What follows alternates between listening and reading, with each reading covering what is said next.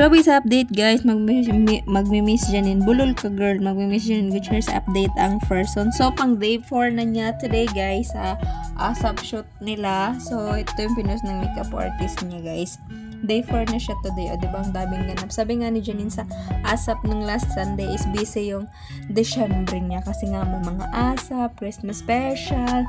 Ito muna tayo sa minaydi ni Darren. Actually nakita nyo na to guys, i-share ko na lang.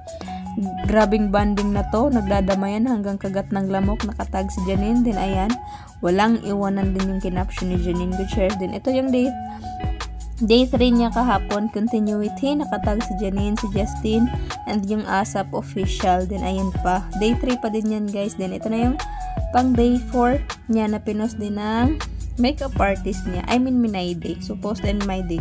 Ayan, day 4, same but different. So, ayun, nakatag si Janine din yung makeup artist niya.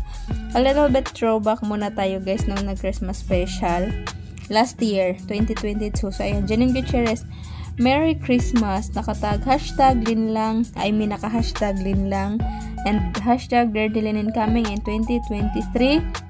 Nakatag yung Dreamscape, hashtag Team Ups of 2023, hashtag Kimchu, pahiram muna, hashtag Asan si Sanjo, hashtag Parallel Universe, hashtag tayo ang ligaya ng isa't isa, hashtag EB7 Christmas Special. So ito yung throwback last year ng Christmas Special ni Janine Gutierrez guys with Paulo Avellino. So ayun lang guys, so ayun pa yung na video, yan yung last year nga na Christmas Special ng EB7 guys. So ayun lang guys, hope you guys like, share, comment, and subscribe. Love lots, ingat kayong lahat. But may share muna ako sa inyo guys. Napanood nyo ba yung video ni Baby Giant guys, yung nasa Batang Quiapo na maliit?